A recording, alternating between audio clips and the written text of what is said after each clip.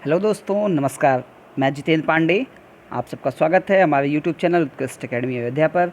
और आज जैसा कि आप देख पा रहे हैं, उत्कृष्ट एकेडमी सीटेट पैड टेस्ट 6 लेकर के आया हूं। कल आप लोगों के लिए कोई वीडियो नहीं मिल पाई थी, वीडियो का सोल्यूशन नहीं मिल पाया था। हालांकि कल आपको पीडीएफ दे दिया गया था और उसका सोल्यूशन मैं आज दे रहा हूँ आप लोगों को। आज हम लोग बात करेंगे पार्ट 6 की बात करेंगे। इससे पहले थोड़ी चर्चा करेंगे पीछे के 5 पार्ट की जो हम लोगों ने चर्चा की है। वहाँ से काफ़ी कुछ सीखा है। कुछ लोगों के लगातार प्रश्न आ रहे हैं या कुछ लोग इस संदर्भ में सुझाव चाह रहे हैं कि सर सीटेट की तैयारी कैसे करें या सीटेट को इजीली कैसे क्रैक कर सकते हैं। तो सबसे बड़ी चीज़ ये है ना कि सीटेट के लिए आपको क्या करना होगा, अपने अंदर चिंतन से जो पहला वीडियो मैंने आपको दिया था जहाँ सीटेट का विषय वस्तु हम लोग क्लियर करने का प्रयास कर रहे थे, उसको पुनः देखिए। उसमें कुछ महत्वपूर्ण चीज़ों की चर्चा की गई है। जैसे कि आपको क्या करना है, अपने अंदर चिंतन शक्ति को विकसित करना है।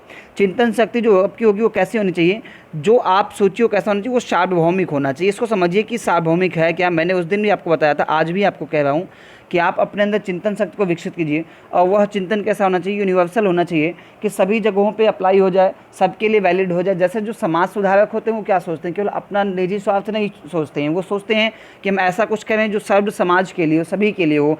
तो सीटेट के लिए सबसे पहले आपको क्या करना होगा, अपने चिंतन विकसित करनी होगी। और वह चिंतन जो हो, वहाँ से जो रिजल्ट निकल के आए वो सार्वभौमिक हो। साथ ही साथ आपको कहीं ना कहीं अमूर्त संकल्पनाओं का भी प्रयोग करना होगा। अमूर्त संकल्पनाएं पियाजे के चौथे स्टेज में आप पढ़ते हैं, लेकिन उन अमूर्त संकल्पनाओं का मतलब है कि कभी ऐसे प्रश्न आ जाते हैं जो डायरेक्टली या जिन परिस्थितियों को आपने फेस नहीं किया है, लेकिन उनसे जुड़े हुए प्रश्न आपको मिल जाते हैं।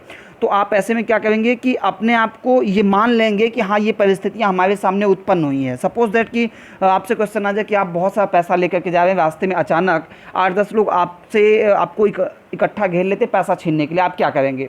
तो यहाँ देखिए, इस परिस्थिति का कभी आपने सामना नहीं किया है, लेकिन यह परिस्थिति आपके सामने उत्पन्न कर दी गई है। अब आपको यहाँ ऐसे लॉजिक को अपने अंदर डेवलप करना है जो हर किसी के लिए अप्लाई हो जाए। पहला तो ये करना है। दूसरा, कुछ लोगों का ये भी आया कि सर हम कंसंट्रेट नहीं कर पाते हैं या हम कितनी देर पढ़ें तो सीटेट इजीली क्रैक होगा। देखिए, सीटेट में सबसे महत्वपूर्ण क्या है कि फैक्ट नहीं पूछे जाते हैं। जो रटी रटाई चीज़ें होती हैं वो बहुत कम पूछे जाते हैं। होता क्या है कि आपको तर्क का प्रयोग करना होता है। वह तर्क जो है परिस्थितियों पे आधारित होना चाहिए। उसके लिए आवश्यक नहीं कि आप 5 घंटे, 6 घंटे, 7 घंटे पढ़िए, कभी आवश्यक नहीं होगा। और मेरा तो ये मानना है कि किसी भी एग्ज़ाम को क्रैक करने के लिए आपको घंटों की आवश्यकता नहीं होती है कि आप कितने घंटे बैठ कर पढ़ते हैं। महत्वपूर्ण ये होता है कि आप जितनी देर पढ़ रहे हैं, जो भी पढ़, मान लीजिए आप 2 घंटे पर डे पढ़ते हैं, तो उस 2 घंटे में आप क्या कीजिए, आप पढ़िए। क्या कीजिए, पढ़िए, अपने आप को कंसंट्रेट कीजिए, एकाग्र कीजिए, उसको समझिए, उस विषय वस्तु को क्या लिखा गया है। जैसे जनरली क्या होता है कि स्कूल में या कॉलेज वगैरह में हमको नोट्स बनवाए जाते हैं, तो जैसे टीचर लाइन टू लाइन लिखवा देता है हम वैसे लिख लेते हैं। आप कभी ऐसा नहीं कर सकते हैं। सबसे बेहतर क्या होता है कि आप उसकी बातों को सुनिए। जब वो लिखा हुआ है तो आप उसकी बातों को सुनिए, जो कीवर्ड्स हैं उनको नोट कर लीजिए, घर पे आकर के उसके विषय में स्वयं लिखिए, स्वयं विचार कीजिए। तो इससे क्या होगा कि ऐसे में आपकी चिंतन शक्ति बढ़ती है और फिर आप परिस्थितियों का उपयोग बेहतर ढंग से कर सकते हैं। तो थोड़ी सी चर्चा मैंने इस विषय में कि कैसे आप तैयारी करें। प्रयास ये कीजिए कि जो प्रैक्टिस सेट दिए गए हैं, क्योंकि आप ना कॉन्सेप्ट बहुत ज़्यादा पढ़ चुके हैं, लगातार आप कॉन्सेप्ट पढ़ रहे हैं, बेसिक पढ़ रहे हैं, लेकिन आप क्या कीजिए, जो प्रैक्टिस सेट आपको मिल रहा है, इस प्रैक्टिस सेट को अपने अंदर डेवलप कीजिए। ठीक है, मैं केवल आपको 10 क्वेश्चन देता हूं, इसका मतलब ये नहीं कि आपके पास और क्वेश्चंस का कलेक्शन नहीं है। हम जानते हैं कि सभी के पास प्रैक्टिस सेट होते हैं और सारी चीज़ें होती हैं। तो 10 क्वेश्चंस को बेस बनाइए, जो मैं आपको दे रहा हूँ उसको बेस बना के क्या करना है आपको, कि आपके पास जो भी प्रैक्टिस सेट है उसके बाकी के क्वेश्चंस को सॉल्व करना है। और बिल्कुल नर्वस तो बिल्कुल नहीं होना है, नर्वस बिल्कुल नहीं होना है। आप ये मत सोचिए कि मैं स्कोर नहीं कर पा रहा, आप कर पाएंगे इसको। पहले क्या कीजिए, क्वेश्चन को समझिए, क्वेश्चन को समझने के बाद उसके चारों विकल्पों को समझिए। उसमें से कुछ ऐसी चीज़ें होंगी जो उस क्वेश्चन के संदर्भ में यूजफुल नहीं होंगी, उनको क्या कीजिए, तुरंत उस हिस्से से निकाल दीजिए। जैसे हम यहाँ से स्टार्ट करते हैं। पहला क्वेश्चन है कि मन का मानचित्र संबंधित है। क्या है, मन का मानचित्र। मन, वो मन जिसके संदर्भ में सिगमंड फ्रायड ने बात की है। कौन सा मन, जिसके संदर्भ में सिगमंड फ्रायड ने बात की है, समस्याएं आ जाती हैं। फ्रायड ने बात की है, आपको पता होगा फ्रायड ने 3 प्रकार के मन की बात की, कॉन्शियस, सेमी कॉन्शियस और अनकॉन्शियस, यानी कि चेतन, अर्धचेतन और अचेतन मन। उसी मन का क्या करना है, आपको मानचित्र बनाना है, खाका बना लेना है। अब ये कह रहा है कि मन का जो हम खाका बनाते हैं ना, वो कैसे पॉसिबल है या उससे होता क्या है। तो पहला विकल्प बोझ बढ़ाने की तकनीक है। तो कभी भी आपके मस्तिष्क पर बोझ वोझ की बात नहीं करता है शिक्षण। कभी भी जैसे कह दिया जाए कि आपको एक से अधिक विषयों का कार्य दे दिया गया, या कहा गया कि आपको क्लास टीचिंग भी करना है, क्वेश्चन भी प्रिपेयर करने, एग्जाम भी हेल्ड करना है, इवेल्युएट भी करना है, तो ये आपके लिए बोझ है। तो भैया आप टीचर हैं, कभी भी कोई कार्य आपके लिए बोझ नहीं होगा, इस बात को समझिएगा। जहाँ भी ये बोझ वाले शब्द मिलेंगे ना, ये आप कह लीजिए कि जहाँ भी नेगेटिव सेंस वाले वर्ड मिलेंगे, कैसे, जहाँ भी नेगेटिव सेंस वाले वर्ड मिलेंगे वो ऑप्शन सीधे तौर पे गलत हो जाएगा। उसके विषय में सीटेट में आपको विचार ही नहीं करना है जो नकारात्मक शब्द हों। तो बोझ शब्द क्या है, नकारात्मक, उसको काट दीजिए, उससे कोई मतलब ही नहीं। कभी भी फ्यूचर में भी सीटेट के एग्जाम के दौरान कभी भी ऐसे विकल्पों से मतलब बिल्कुल मत रखिएगा। अगला है साहसिक कार्य करने की क्रिया योजना से। ये थोड़ा सा इसके विषय में सोचने की आवश्यकता है। और फिर मन का मानचित्र बनाने से, तो मन की क्रियाशीलता पर अनुसंधान से। तो देखिए मन का मानचित्र नहीं बनाया जा सकता है, क्या है कि मन का चित्र आप नहीं बना सकते। लिखा गया ना मन का चित्र बना, मन का क्या चित्र बनाएंगे भाई, जब वो अमूर्त है। मन क्या है, अमूर्त है, वो क्या है, वहाँ हम कह लें कि एक प्रकार जैसे कहते हैं मन बहुत चंचल है। अगर चंचल नहीं होता तो लोग पकड़ के बैठा लेते उसको घर में, क्यों भागता। लेकिन नहीं, इस मन के चित्र को नहीं बनाया जा सकता क्योंकि किसी ने देखा नहीं है, ये अबूझ पहेली है जिसको हम कहते हैं मन चंचल, वो वास्तव में है क्या। तो ये मन का चित्र नहीं बना सकते, बोझ नहीं होगा। अब आपके पास विकल्प बचते हैं बी और डी।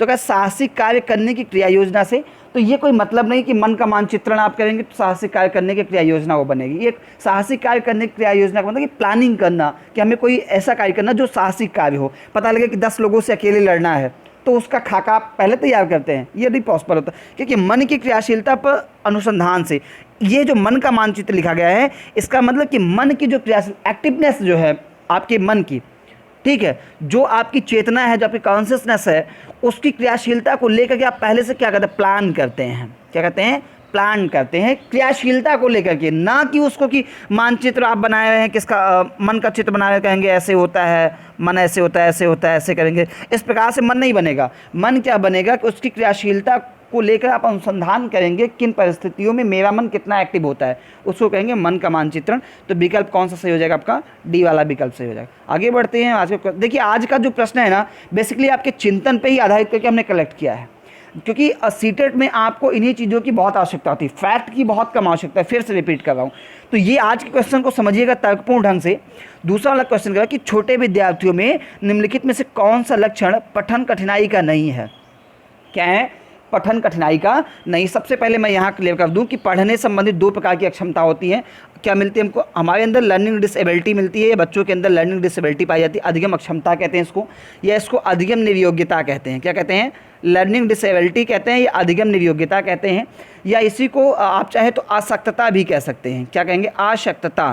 तो ये लर्निंग डिसेबिलिटी क्या है तो कई सारी, जैसे हम पढ़ते हैं अफेजिया है, डिस्फेजिया है, अलेक्सिया है, डिसलेक्सिया है, कलकुलिया है, डिस्मोर्फिया, डिस्ग्राफिया, डिस्मीथिया है, बहुत सारी है। बट पढ़ने का उल्लेख किया गया है तो 2 स्पष्ट करूँगा। एक तो आपके तो पढ़ने संबंधी अक्षमता होती है। क्या होती है, पढ़ने संबंधी अक्षमता होती है, उसको अपन क्या बोलते हैं, अलेक्सिया बोलते हैं। क्या बोलते हैं, अलेक्सिया। नोट कर लीजिएगा, ये बहुत महत्वपूर्ण है और कई बार कन्फ्यूज़न भी क्रिएट कर देता है। जब पढ़ने संबंधी अक्षमता पूछेगा तो क्या बताएंगे हम, अलेक्सिया बताएंगे। और जब पूछ लेगा पठन विकार कौन सा है, क्या पूछेगा, पठन विकार, तो इसी अलेक्सिया को हम किस में बदल देंगे, डिसलेक्सिया में। किस में बदल देंगे, डिसलेक्सिया। अलेक्सिया और डिसलेक्सिया, अलेक्सिया छोटा रूप है जबकि डिसलेक्सिया क्या है, बड़ा रूप है। अब आप कहेंगे सर पढ़ने और पठन विकार में क्या डिफरेंस है, तो बेटा पढ़ने का मतलब केवल और केवल रीड करना, पढ़ना, बोल बोल के जैसे मैं बोल रहा हूँ वैसे पढ़ना। और पठन का मतलब ये प्रकार क्या है, ये पठन एक कौशल है। क्या है ये, पठन एक कौशल है जिसमें क्या आता है, सुनना, बोलना, पढ़ना, लिखना, सारी चीज़ें आ जाती हैं। इसलिए अलेक्सिया से बड़ा आपका क्या होता है, डिसलेक्सिया होता है। अब क्या कि पठन कठिनाई का लक्षण नहीं है, तो पठन कठिनाई का लक्षण यहाँ जहाँ पढ़ने में, यानी कि पढ़ने लिखने बोलने सब में कठिनाई होती है, उसको क्या कहेंगे, पठन कठिनाई कहेंगे। लक्षण पूछा गया, नहीं पूछा गया है। निरंतर आपको कहता हूँ कि सीटेट में आपको इस पॉइंट पे ध्यान देना होगा कि नहीं का क्या है। तो पहला है पठन गति और प्रवाह में कठिनाई, शब्दों और विचारों को समझने में कठिनाई, सुसंगत वर्तनी में कठिनाई, वर्ण एवं शब्द पहचान में कठिनाई। तो ये क्या है, ये पठन विकार का लक्षण है। जब आप वर्ण एवं शब्द पहचान में कठिनाई करते हैं, जैसे देखिए कभी क्या कहते हैं कि आप देखेंगे सा को वाज लिखा जाता है। क्या लिखा जाता है, सा को वाज लिखा जाता है, या लिखा हुआ है सा और बालक उसको क्या पढ़ लेता है, वाज पढ़ता। तो वाज क्यों पढ़ा, सा को वाज उसने इसलिए पढ़ा क्योंकि पहले तो उसने सेंस गलत निकाला, और जब सेंस गलत निकाला तो उसने क्या किया, प्रोनाउंसिएशन भी क्या किया, गलत किया। और जब गलत प्रोनाउंसिएशन करेगा तो लिखना होगा तो क्या लिखेगा, तब गलत भी लिखेगा। इसका मतलब ये पठन विकार ही क्या है, ये पठन संबंधी समस्या, जहाँ बालक गलत समझता है गलत बोलता है और गलत लिखता है। अब इसका मतलब ये तीनों चीज़ें इसमें समाहित हो जाएं। क्या? एक तो वर्ण एवं शब्द पहचान में कठिनाई किया है ना, कठिनाई हुई तो उसने क्या किया, उसने बी को डी समझ लिया। दूसरा क्या हुआ, सुसंगत वर्तनी में कठिनाई बिल्कुल हुआ, जब उसने क्या किया कि सा को वास कर लिया तो क्या होगा, कठिनाई होगी ना, इसका मतलब दूसरा वाला विकल्प। अब तीसरा है शब्दों और विचारों को समझने में कठिनाई। तो भाई जब पहचाना गलत और वर्तनी गलत पढ़ी तो कहीं ना कहीं उसके विचार को भी क्या हो जाएगा, गलत समझ लेगा। इसका मतलब ये तीनों विशेषताएं किसकी हैं, ये पठन कठिनाई हैं। ये क्या, तीनों पठन कठिनाई हैं। लेकिन आपसे पूछा कि अगर नहीं बताना है तो देखिए पठन गति और प्रवाह ये किसी प्रकार की पठन कठिनाई नहीं है, क्योंकि यदि आप धीमे गति का मतलब स्पीड जो है, जैसे अभी मैं बहुत जल्दी जल्दी बोलने लग गया हूँ और थोड़ी देर बाद मैं रुक रुक के बोलने लग, जैसे कि डिसलेक्सिया का मतलब होता है कि पठन ने संबंधी या पढ़ने संबंधी पठन विकार। तो ये अपनी क्या गति में है, ठीक है, ये गति में मैंने चेंज किया। कभी मैं क्या करूँ, बहुत जल्दी जल्दी बोलने लग जाऊँ, कहता हूँ कि पठन विकार अगर पूछा तो हम क्या कहेंगे, डिसलेक्सिया कहेंगे। अगर कहा जाए कि पढ़ने संबंधी क्षमता क्या है तो अलेक्सिया कहेंगे। ये अभी स्पीड क्या थी, ज़्यादा थी, अभी फिर बीच में हमने स्पीड को क्या किया था, स्लो किया था। तो इसका मतलब ये कोई कठिनाई नहीं, ये अपने ऊपर डिपेंड है कि हम उसको कितना स्पीड में बोलते हैं। तो इस क्वेश्चन का जो सही जवाब हो जाएगा वो कौन सा होगा, ए वाला हो जाएगा, ठीक है। अब आगे बढ़ते हैं और क्वेश्चन नंबर 3 को लेते हैं। क्वेश्चन नंबर 3 कह रहा है कि भारतीय समाज की बहुभाषिक विशेषता को किस संदर्भ में देखना चाहिए। तो पहले तो ये समझिए कि जो भारतीय समाज है वो क्या है, बहुभाषिक है। बहुभाषिक मतलब बहुत सारी भाषाओं का प्रयोग इस समाज में किया जाता है। अब इसकी जो विशेषता उसको किस रूप में आप देखते हैं, पॉजिटिवली देखते हैं या नेगेटिवली देखते हैं। पहला है कि विद्यालय जीवन को समृद्ध बनाने के संसाधन के रूप में। दूसरा, विद्यार्थियों को सीखने के लिए अभिप्रेरित करने हेतु शिक्षक की योग्यता को चुनौती देने के रूप में। और तीसरा कह रहा है कि शिक्षार्थियों के लिए विद्यालय जीवन को एक जटिल अनुभव के रूप में बनाने के लिए। और चौथा जो विकल्प है वो का शिक्षण अधिगम प्रक्रिया के बाधा के रूप में। मैं जब बताना चाहूँगा, अभी मैंने कहा कि जहाँ निगेटिव सेंस वाले वर्ड होंगे उसको आप क्या करेंगे, तुरंत गलत काटेंगे। तो पहला क्या, ये निगेटिव सेंस है कि शिक्षण अधिगम प्रक्रिया बाधा के रूप में। दूसरा क्या, जटिल अनुभव जटिल अनुभव क्या है कि शिक्षार्थियों के लिए विद्यालय जीवन को एक जटिल यानी कि स्टूडेंट लाइफ को जटिल कर रहा है।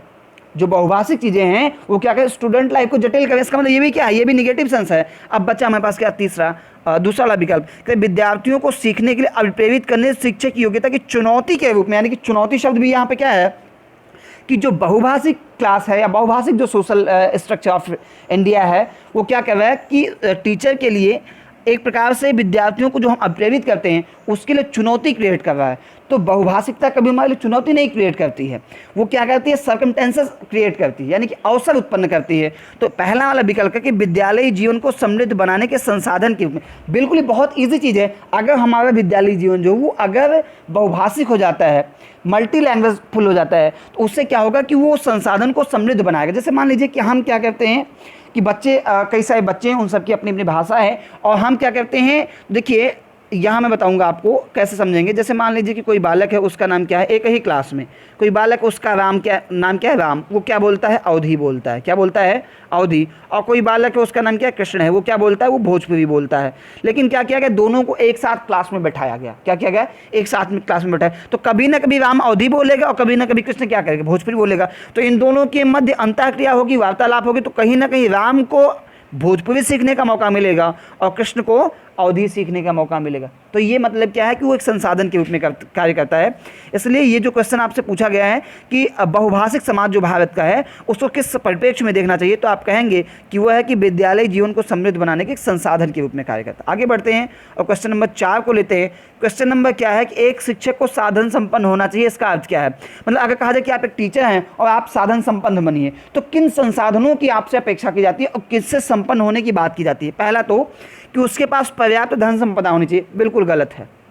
कभी भी टीचर का रिलेशन जो है वो धन संपदा से नहीं होता है कि अगर टीचर के पास बहुत सारा धन है तो कहेंगे वो धन संपदा से संपन्न है इसलिए उसके पास संसाधन है। क्योंकि वास्तव में टीचर का जो संसाधन होता है ना वो कभी धन नहीं होता है, कभी उसकी भौतिक सुख सुविधाएं कह लें या कह लें उसकी जो प्राकृतिक बनावट। जैसे कह रहे कि कोई टीचर बहुत अधिक सुंदर हो जाए, किसी के personality external personal physical structure बहुत ज़्यादा हो जाए, उसके पास हम कह लें कि इस प्रकार की चीज़ें बहुत अधिक हो जाए, तो कभी कभी किसी भी परिस्थिति में, कभी कभी की बात ही छोड़िए, किसी भी परिस्थिति में या उसके लिए उसकी सुंदरता हो जाए, उसके भौतिक संसाधन हो जाए, या पारिवारिक रूप से वह संपन्न है, या सामाजिक पैठ उसकी बहुत अधिक है, तो ये उसके लिए संसाधन का कार्य नहीं करता है। ठीक है, ए वाला विकल्प नहीं होगा। दूसरा, उसका उच्च अधिकारियों के संपर्क हो जाना। अब मान लीजिए आपका संपर्क बेसिक शिक्षा मंत्री सतीश द्विवेदी जी से हो जाए, या उच्च शिक्षा में जो भारत उत्तर प्रदेश के उच्च शिक्षा मंत्री हैं दिनेश शर्मा जी, उनसे हो जाए, या हम कह लें कि जो एचआरडी मिनिस्टर हैं निशंक रामनरेश पोखरियाल जी, उनसे हो जाए, तो इसका मतलब ये नहीं कि आप संसाधन संपन्न हो गए, कभी नहीं, इसका कोई मतलब ही नहीं है। आप टीचर के होना क्या चाहिए। और चौथा विकल्प भी देख लेते हैं, विद्यार्थियों के बीच उनकी प्रसिद्धि होनी चाहिए। भाई मैं कितना पॉपुलर हूँ आप लोगों के बीच में, ये मैटर नहीं है, कोई ये मेरा संसाधन नहीं है। वो तो जो पॉपुलर बनेंगे वो अपने गुणों के आधार पे बनेंगे, अपनी काबिलियत के आधार पे बनेंगे। और काबिलियत कैसे डिफाइन होती है? काबिलियत डिफाइन होती है बेटा जब आप विद्यार्थियों की समस्याओं को हल करने का पर्याप्त ज्ञान है आपके पास इतनी काबिलियत है कि आप स्टूडेंट की सारी प्रॉब्लम्स को सॉल्व कर सकते हैं, तो वो क्या, वो आपकी काबिलियत है, तो आप क्या हो जाएंगे, साधन संपन्न माने जाएंगे, आपकी प्रसिद्धि भी आ जाएगी। इसलिए एक टीचर के पास होना क्या चाहिए, बेसिकली ये होना चाहिए कि वो कैसे अपने स्टूडेंट की प्रॉब्लम को सॉल्व करता है। लेकिन ध्यान दीजिए कि आपकी पर्सनल लाइफ की प्रॉब्लम को नहीं आप कोई पर्सनल लाइफ की प्रॉब्लम ले आइए, वो नहीं, वो आपकी जो एजुकेशनल लाइफ है उससे जुड़ी हुई जो प्रॉब्लम्स है। कभी कभी ऐसा भी होता है कि आपकी पर्सनल लाइफ की प्रॉब्लम्स भी टीचर सॉल्व करता है, लेकिन एज अ टीचर नहीं, तब वह एक परामर्शदाता के रूप में होता है। कैसे होता है? एक परामर्शदाता के रूप में होता है, जब वो आपको परामर्श देता है कि पर्सनल लाइफ को कैसे सॉल्व किया जाए। क्योंकि जब हम लोग परामर्श पढ़ेंगे ना, तो वहाँ होता है कि वैवाहिक परामर्श भी होता है। टीचर ये भी कर सकता है कि आपको ये परामर्श दे कि विवाह किससे किया जाए, ये भी परामर्श देता है। वो आपका क्या होता है, सामाजिक परामर्श भी होता है, राजनीतिक परामर्श भी होता है, तो वो टीचर कर सकता है। हालांकि वो जनरली आपके पर्सनल लाइफ में इंटरफेयर नहीं करता है।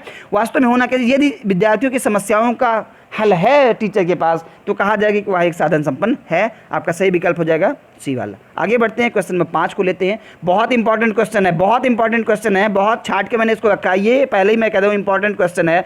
ये सीटेट में आया हुआ क्वेश्चन है। कब आया था मैं बता दूं कि सीटेट हुआ था 2019 में हुआ था।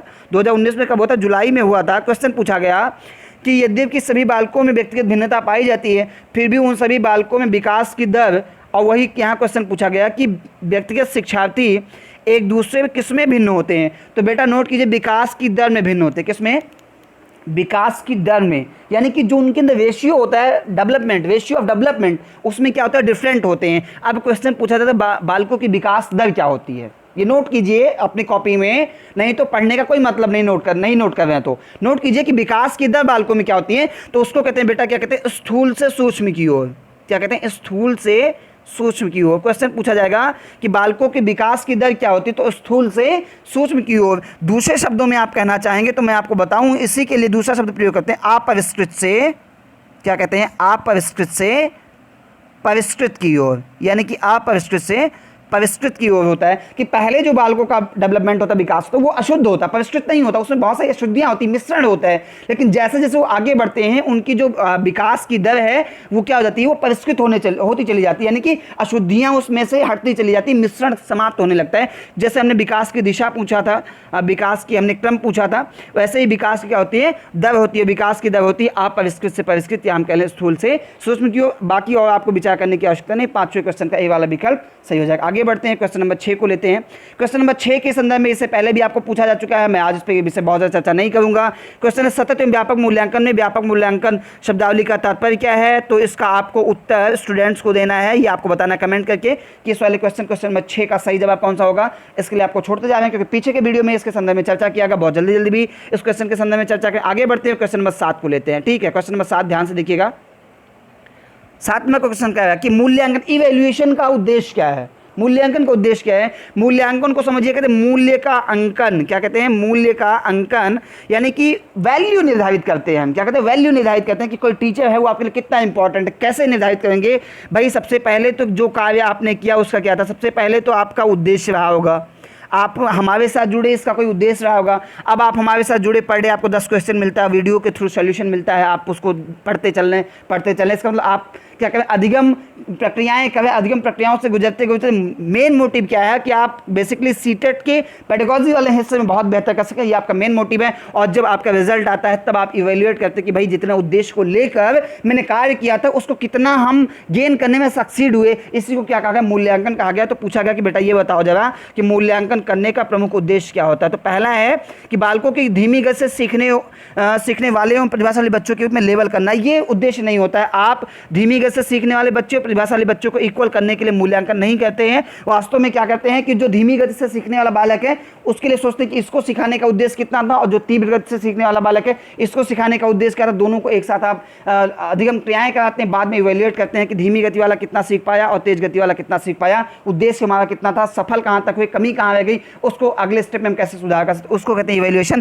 पहला वाला आपका विकल्प गलत होगा क्योंकि लेबल करना कोई उद्देश्य नहीं होता। ठीक है। दूसरा, जिन बालकों को उपचारात्मक शिक्षा की आवश्यकता हो उनकी पहचान करना। ऐसा कुछ नहीं है, उपचारात्मक शिक्षा की आवश्यकता के संदर्भ में हम इवेल्युएशन का प्रयोग नहीं करते हैं। वास्तव में उपचारात्मक शिक्षा की पहचान करने के लिए बालकों क्या निदानात्मक परीक्षण कहते हैं। क्या कहते हैं? निदानात्मक परीक्षण कहते हैं, डायग्नोस्टिक टेस्ट कहते हैं, ये जानने के लिए हाँ कि इन बच्चों को उपचारात्मक शिक्षण की आवश्यकता है। तो बी वाला विकल्प भी आपका गलत हो जाएगा। आगे बढ़ते हैं और क्वेश्चन नंबर 7 का सी वाला विकल्प लेते हैं। सी वाला विकल्प कह रहा है कि अधिगम की कठिनाइयों और समस्याओं वाले क्षेत्रों को पता लगाना, और डी वाला कह रहा है कि उत्पादक जीवन जीने के लिए शिक्षा किस सीमा तक तैयार कर पाई है को पुष्टि पोषण प्रदान करना।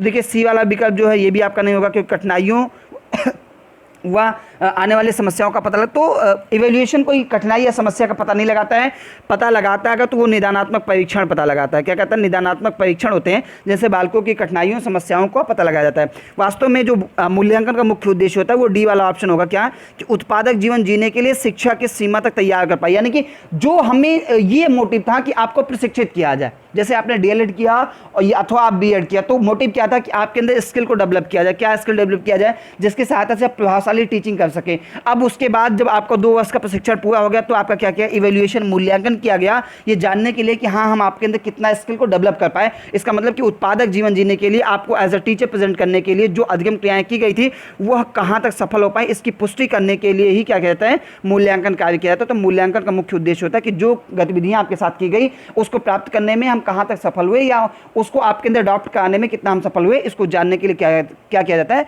मूल्यांकन कार्य किया जाता है। आगे बढ़ते हैं, क्वेश्चन नंबर 8 को लेते हैं। क्वेश्चन नंबर 8 है कि कक्षा में विद्यार्थियों की रुचि बनाए रखने के लिए एक शिक्षक को उचित है क्या करना चाहिए जिससे क्लास में स्टूडेंट की इंटरेस्ट बना रह जाए। तो श्यामपट्ट का प्रयोग करना बहुत बार देखा, मेनी टाइम्स वी हैव सा कि जब हम क्लास में श्यामपट्ट का प्रयोग करते हैं तो आप ही लोग जो हमें सुन पा रहे हैं क्या करते हैं? बैठ के बात करने लगते हैं, कुछ लोग तो व्हाट्सएप पे चैटिंग करने लगते हैं, बहुत सारी कठिनाई आती है। इसका मतलब कि श्यामपट्ट के प्रयोग से क्लास रुचिकर तो होती है लेकिन कभी कभी इसके बैड इफेक्ट भी होते हैं। इसकी वजह से क्या होता है कि स्टूडेंट जो है ध्यान कम कर देते हैं क्लास पे। ठीक है। चर्चा करने में हो सकता है हम एक लोग से चर्चा करें और चर्चा कभी कभी पर्सनली भी हो जाता है, यानी कि हम सब्जेक्ट मैटर से हट भी जाते हैं, इसलिए चर्चा भी इफेक्टिव नहीं होगा। कहानी कहना, तो कहानी कहेंगे तो ये बच्चों के मनोरंजन की दृष्टि में आ जाएगा और कहानी केवल कहना ही बच्चों का ध्यान केंद्रित करने के लिए नहीं हो सकता है, रुचि को जागृत करने के लिए। वास्तव में होगा क्या? प्रश्न पूछना। प्रश्न जब हम पूछते हैं तो रिलेटेड टॉपिक से पूछते हैं। बहुत बार मैंने इसका प्रयोग किया है, अक्सर आप लोग परेशान भी रहते हैं कि सर क्वेश्चन बहुत ज़्यादा पूछते हैं। तो इससे होता है क्या है कि आपका इंटरेस्ट बना रहता है। बेसिकली हर बच्चे के जहन में ये होता है कि सर पता नहीं किससे क्वेश्चन पूछ लें, कहीं ऐसा ना हो कि अगली बारी मेरी हो, है ना। अगर ऐसा होता है तो आप कमेंट बॉक्स में बताइएगा कि बिल्कुल सर जो आप कह रहे हैं कि ऐसा अनुभव होता है कि डर बना रहता है कि कहीं ऐसा ना हो कि सर हमसे क्वेश्चन पूछ लें। तो अगर हम प्रश्न पूछते हैं तो आपका इंटरेस्ट क्लास में बना रहता है और नई नई चीज़ें आपको जानने की मिलती है, इसलिए आप एक्टिव भी रहते हैं, सक्रिय रहते हैं। अगर पूछा जाए कि स्टूडेंट को सक्रिय रखने के लिए हम क्या करेंगे तो कहीं ना कहीं यहाँ भी प्रश्न पूछते हैं। इस वाले 8 वाले क्वेश्चन का विकल्प आपका डी वाला सही हो जाएगा। आगे बढ़ते हैं और आज लेते हैं क्वेश्चन 9 को। बहुत इंपॉर्टेंट है आप सबके लिए, ये आपके एग्जाम के पॉइंट ऑफ व्यू से भी है और साथ ही साथ आपकी जो पर्सनल लाइफ है उससे भी जुड़ा हुआ क्वेश्चन है।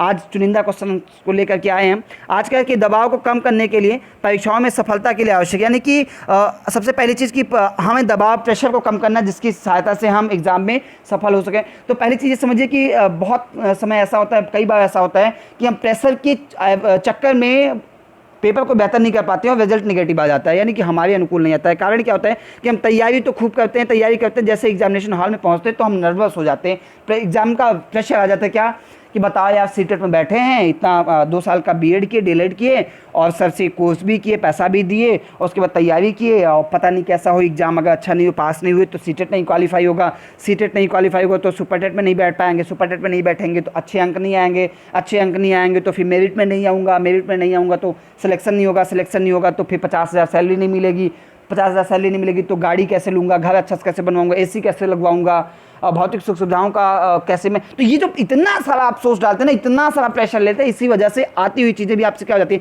गलत हो जाती है। तो मेरी व्यक्तिगत सलाह ये है कि भाई एग्जाम में बैठो एग्जाम में कुछ नहीं करना है, आपको केवल क्या देखना कि ये सीटेट है यार, क्या है ये सीटेट है, और वही क्वेश्चन आए जो मैंने क्या किया 2 साल मैंने आपने डीएलएड या बीएड शिक्षण के दौरान पढ़ा है, हमने सर से भी इसके संदर्भ में निर्देशन लिया है, किताबों को पढ़ा है। अरे यार बहुत ईजी, इसको बहुत आसानी से हम कर सकते हैं। एग्जाम को ईजिली लीजिए, ना कि क्वेश्चन को ईजिली लीजिए। क्या कीजिए, परीक्षा को हल्के में लीजिए लेकिन प्रश्नों को हल्के में मत लीजिए। अगर परीक्षा को बहुत भारी रूप में लेंगे तो आपके आसान से क्वेश्चन भी गलत हो जाएंगे। तो सबसे पहले क्या करना है, आपको प्रेशर को अपने ऊपर से कम करना है। काफ़ी टाइम ऐसा बच्चों के ऊपर देखा जाता है। पहला है कि प्रेशर को कम करने के लिए हम क्या करेंगे, तो देखिए प्रेशर को कम करने के लिए हमें क्या करना होगा।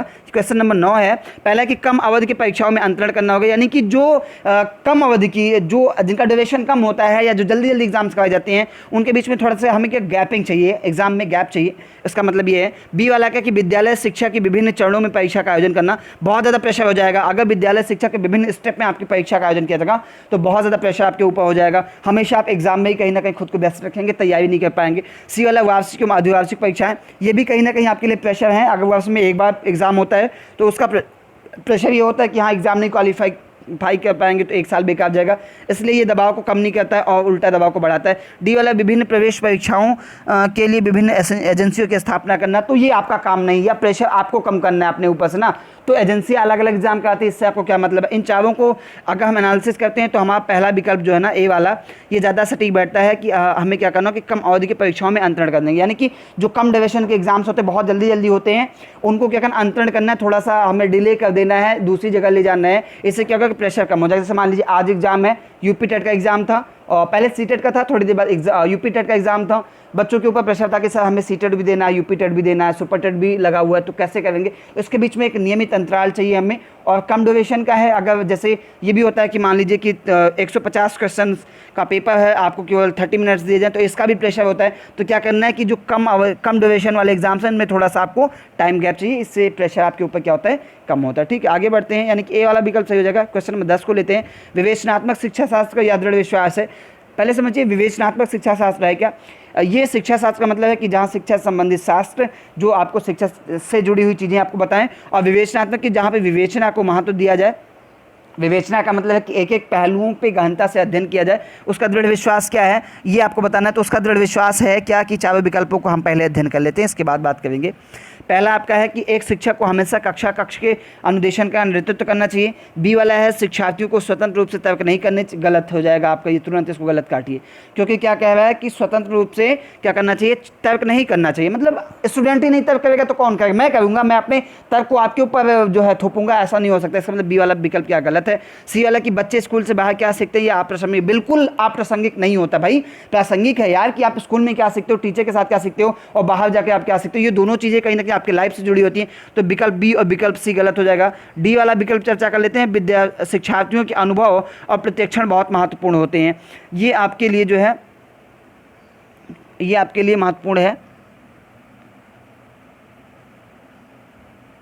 ठीक है, विवेचनात्मक शिक्षण आपसे पूछा जा रहा है, तो डी वाला विकल्प जो आपके लिए महत्वपूर्ण है कि शिक्षार्थियों के अनुभव और प्रत्यक्षण महत्वपूर्ण होते हैं। बिल्कुल सही बात है। विवेचनात्मक अनुभव ये बताता है कि भाई एक स्टूडेंट जो है वो किस प्रकार का उसका अनुभव क्या है और वो स्वयं किसी चीज़ को लेकर के कैसा प्रत्यक्षीकरण करता है, यानी कैसे उसका सामना करता है, कैसे उन चीज़ों को प्रस्तुत करता है, ये बहुत मैटर करता है। विवेचनात्मक अनुभव बताता है कि वास्तव में शिक्षार्थियों का अनुभव और जो प्रत्यक्षण संबंधी उसकी योग्यता है, ये चीज़ें बहुत महत्वपूर्ण होती हैं विवेचनात्मक शिक्षा शास्त्र में। तो ये जो स्टेटमेंट लिखा गया है, विवेचनात्मक शिक्षा शास्त्र का दृढ़ विश्वास है कि शिक्षार्थियों के अनुभव और प्रत्यक्षण महत्वपूर्ण होते हैं। तो आपके क्वेश्चन में 10 का विकल्प संख्या डी वाला सही हो जाएगा। आपको किसी भी प्रकार की कोई आवश्यकता महसूस होती है, विशेषकर मैं कहूँ कि जहाँ पर आपको अपनी गाइडेंस काउंसलिंग को लेकर जुड़ी हुई चीज़ें हैं, तो वो भी आप पूछ सकते हैं। संस्थान का नंबर मैं फिर से आपको एक बार देता हूँ, 74 588, और 24 123 इस पे आप संपर्क करके व्हाट्सअप करके आप अपनी जानकारी को ले सकते हैं। आज का ये वीडियो कैसा लगा हमें ज़रूर बताइएगा। मिलेंगे अगले वीडियो में, तब तक के लिए अपना ध्यान रखेंगे।